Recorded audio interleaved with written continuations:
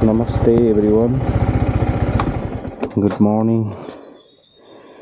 र अहिले दोस्रो दिन मेरो धरानदेखि हाम्रो यात्रा सुरु हुन गइरहेको छु र आजको हाम्रो डेस्टिनेसन रहेको छ कन्याम। अहिले मर्निङको कति बजी भयो? त्यही त हुँदैन भन्दैछ, 4:41 भएछ। So let's go. र यो भ्यू चाहिँ धरानको मर्निङ भ्यू। मान्छेहरू चाहिँ बिहानै उठेर वाकिङहरू जाँदैछ अनि यो चाहिँ रहेको छ बिहारको भ्यू, धरानको भ्यू। यो रोड गएर तपाईँ एउटा जाने चाहिँ रोड छ, त्यसबाट गयो भने चाहिँ इटारी पुग्छ। इटारीबाट चाहिँ फेरि त्यो उता सिधा गयो भने पानी ट्याङ्कीवाला रोडमा हो। तर आज हामी जानुपर्ने चाहिँ कन्याम। यहाँ अलिकति अगाडि गएर उल्टो गयो भने चाहिँ धरानको त्यो घडी राखेको जग्गा रहेछ, धरान क्लक टावर। धरानको बजारैमा के रेमा भन न, धरानको बजारैमा माया बस्यो एकै नजरमा भन्ने चाहिँ झुटो रहेछ क्या। माया बसेन एकै नजरमा, बस्यो र झुटो रहेछ है त्यो गाना चाहिँ। म त धरानको बजारमा माया बस्छ के भनेर आएको त बसेन। त्यही भएर चाहिँ हामी लागेको। अब अहिले हामी इटारी आइपुगेका छौँ। यो जग्गालाई इटारी भन्दो रहेछ। यो चोकबाट यता गयो भने चाहिँ काठमाडौँ तरफ, तर हामी चाहिँ यतै जान्छौँ। तरफ गयो भने चाहिँ पानी ट्याङ्की भयो, यता गयो भने चाहिँ काठमाडौँतिर जाने बाटो।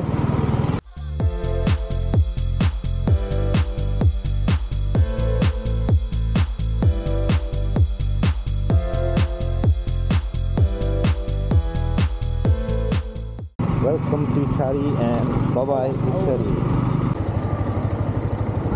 भयो? यहाँनिर चिया खाइयो, चिया खाएर फेरि लाग्यो बाटो। अब 90 किलोमिटर कन्याम पुग्नको लागि। कन्याम 90 किलोमिटर, कन्यामबाट चाहिँ दार्जिलिङ पुगेको 44 किलोमिटर रहेछ। अहिले चाहिँ त्यो मेन हाइवेलाई छोडेर हुम्बो लाग्यौँ। यो के जग्गा हो एक्ज्याक्टली थाहा भएन, किनकि इन्टरनेट काम गरिराखेको छैन। हामीसँग नेट छैन, यहाँको सिम पनि छैन। ताप्लेजुङ हाइवे भेट्छ अरे। हाइवे चाहिँ कति 40 किलोमिटर देखाउँदैछ, 1 घन्टाको लगभग टाइम लाग्ने रहेछ। सो कन्याम पुग्नको लागि चाहिँ यो बस्तीको रोड हो, राम्रै छ। बस्तीको रोड राम्रै रहेछ। यतिको जग्गाहरू पनि मौसम चाहिँ एकदमै राम्रो भइरहेको छ, किनकि यति गरम छैन आजको चाहिँ। मैले अलरेडी ज्याकेट लगाइरहेको छु। हिजो पानी पर्यो अनि अहिले पनि पानी पर्न गइरहेछ। पानी पर्छ होला आज सायद, दिनमा पानी पर्नु सक्छ। लेट्स होप कि कन्याममा चाहिँ पानी नपरिदियोस्। अनि कन्यामबाट चाहिँ हामी फेरि दार्जिलिङ जानेछौँ। दार्जिलिङमा आज दार्जिलिङमा हेरौँ, अलिक टाइमहरू भयो भने यताउता घुमाउला, नभए गएर दार्जिलिङमा गएर चाहिँ सुतेर लड्जमा बस्ने हो। र फेरि भोलिपल्ट चाहिँ दार्जिलिङ घुम्ने। र भोलि हामीहरूको प्लान के भयो भने भोलि शाममा चाहिँ दार्जिलिङ घुमेर सिक्किम फर्किने, सिक्किम जाने। सिक्किमबाट चाहिँ पर्सि फेरि हामी जानेछौँ स्काई वक पेलिङ। अनि त्यहाँबाट 2-3वटा जग्गा पनि भ्याउँछ। एकदम कुल मौसम पनि सुहाना भएको छ। मौसम चाहिँ सुहाना भइदिएको नि, दामी मौसम चाहिँ। यो रोड चाहिँ सिधा गएर सोमबारे भन्ने ठाउँमा निक्लिँदो रहेछ। जाने भने जाउँ कान्छी, म त लागे हे ताप्लेजुङ। यो सोमबारे अब यहाँबाट चाहिँ उँभो ताप्लेजुङ जाने रस्ता। यहाँबाट चाहिँ ठुलो रोड पायो। अब यहाँबाट 27 किलोमिटर रहेछ चाहिँ। कन्याम जाँदाखेरि बाटोमा झोलुङ्गे पुल छ अरे अनि त्यो हेर्नको लागि अहिले चाहिँ हामी मेन रोडलाई छोडेर कच्चा रोड ठाउँदैछौँ अनि त्यो झोलुङ्गे पुल चाहिँ भर्खर बनाइसकेको अरे हेरिदिउँ न त नहेरिदिँदा पनि ठुलो भइदिए जस्तो होइन त मामा मान्छे छैन क्या ए यहीँ रहेछ अरे अस्ति त मान्छे कम त थिएन त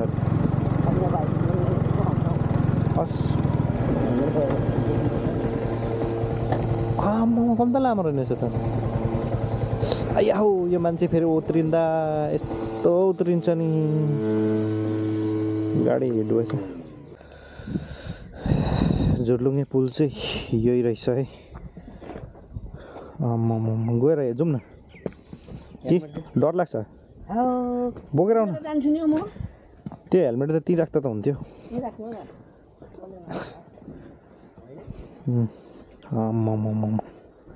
अग्लो रहेछ पुल चाहिँ यस्तोमा त गाडी कुदाएको पनि देखेको थिएँ त मैले बिचमा जाँदै गर्नु चुट्यो भने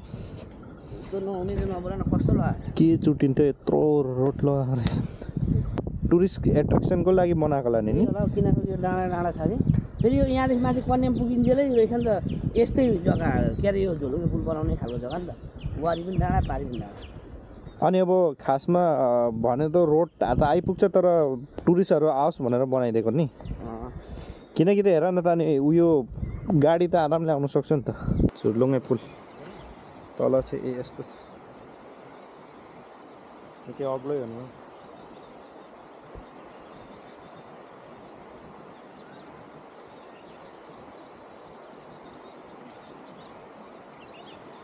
आमा अनि पन्ची जम्पिङ त हान्नु नसकिने रहेछ हामीले त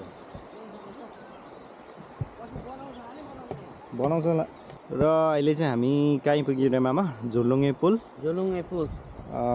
जग्गा चाहिँ एक्ज्याक्टली चाहिँ थाहा भएन जग्गा झापा र इलामको बोर्डरको छेउमा हो यो चाहिँ ताप्लेजुङ जाने मेन रोडको छेउमा ताप्लेजुङबाट जाने रोडको उयो चाहिँ त्यो रोडबाट बेसी भित्र पस्नु पर्दैन रहेछ त्यस्तै 200 मिटर होला नि 200 मिटर जस्तो हो अनि एकदमै अग्लो रहेछ लामो पनि लामो परदेखि लगेर यता पर आधी किलोमिटर रहेछ तल चाहिँ हेर्नुहुन्छ भने तपाईँहरूले हेर्नुहोस् तल चाहिँ यतिको अग्लो छ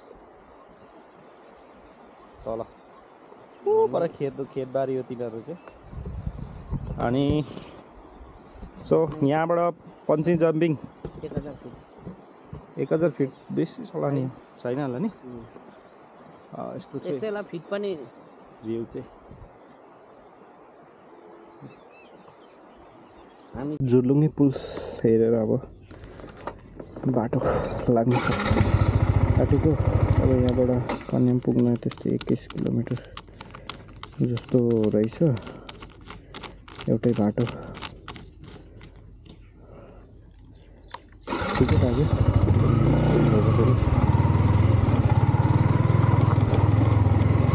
यहाँ चाहिँ पिन छ अरे यहाँबाट उडेर पर पुग्ने खाले पिनहरू नि त उयो है यताबाट घोडालाई परेली त के भन्छ दिन बान्छ नि घोडालाई परेलीमा दिन बान्छ नि त्यस्तो भन्छ त्यो मुखमा भन्ने मुखमा होइन जोडेर लाग्ने अहिले चाहिँ अलिक सुरु भएको रहेनछ बिहानै भएर होला मान्छेहरू आउनु चाहिँ थालेको रहेनछ अलिक एकछिनबाट चाहिँ मान्छेहरू भेला हुन्छ होला नि यहाँ उँभो गयो भने चाहिँ उँभो ताप्लेजुङ कन्याम पनि यतैबाट जाने हो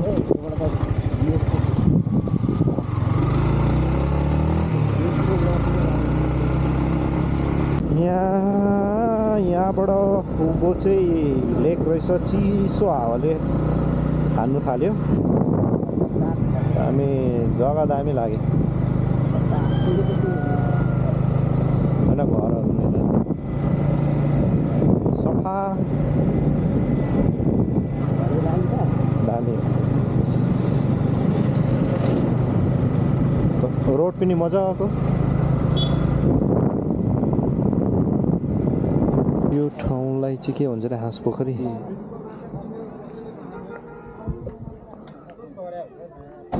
माथि चाहिँ के छ अरे टेम्पल 2 घन्टा लाग्छ है हिँडेर जाँदाखेरि ओके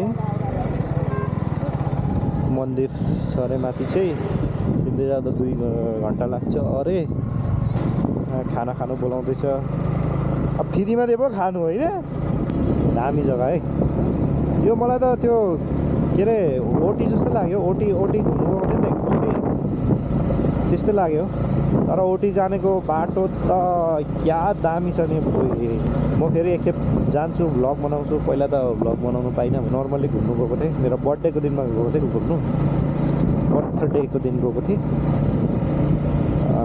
एक दिन बसेँ आज गएँ एक दिन बसेँ यही बाइकमा गएको थिएँ आज गएँ एक दिन बसेँ भोलिपल्ट पर्सिपल्ट फर्केर आएको कन्याम आइपुग्यो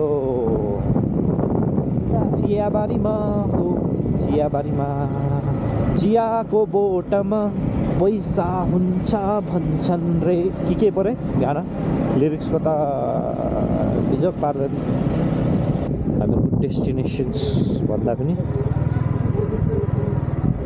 जग्गा लोकेसनमा आइपुगेको छ यहाँ त नो पार्किङ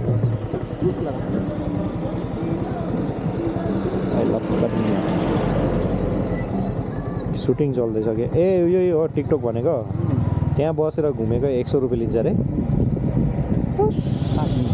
5 मिनट तल यहाँ पार्किङ चाहिँ कहाँ छ यिनीहरूको होइन उमाथि राख्दा हुन्थ्यो त तल राख्नु त्यो गाडी हुन्छ यहाँ राखिदिउँ न त ल खनियम पनि आइपुग्यो घोडाबाट उत्रेर चाहिँ गर्छन् मामा फेरि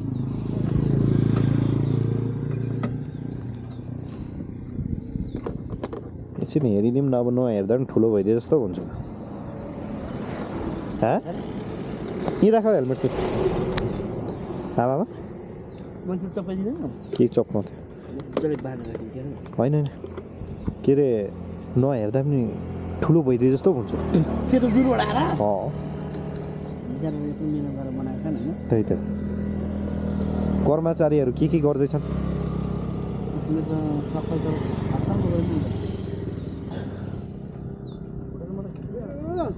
यहाँ पार्किङ मिल्छ कसरी गोटाको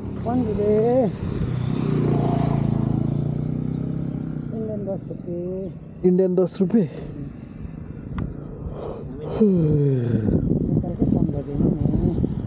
छ बाबु यो तपाईँलाई जहाँ राख्नु भयो भने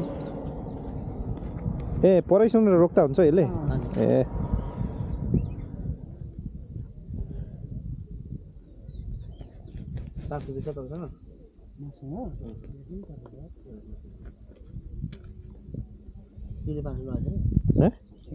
लगिन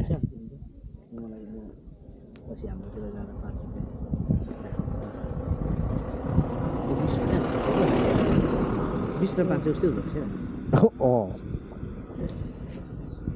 यसो गरेर पल्टाइ हेर्दा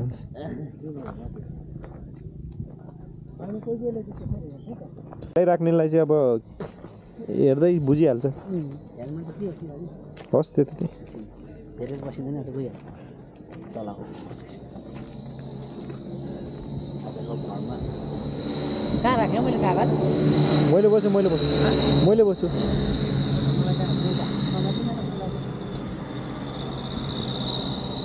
अस यो उयो गर्छु नि के अरे त्यो उयो लगाएर क्या त 3D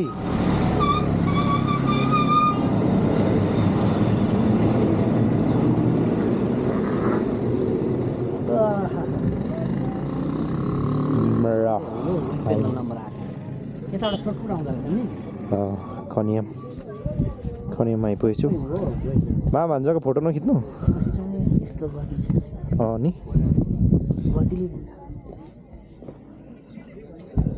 यहाँ त खिच्नु पर्यो नि नखिच्दा त ठुलो भइदियो जस्तो हुन्छ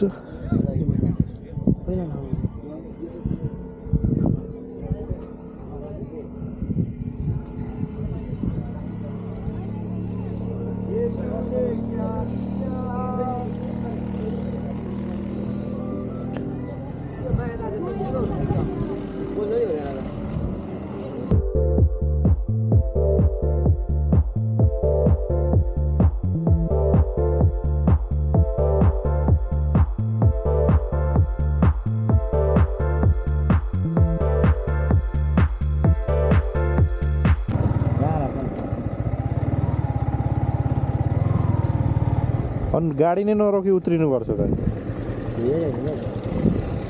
ल उत्रेन खोइ त्यसो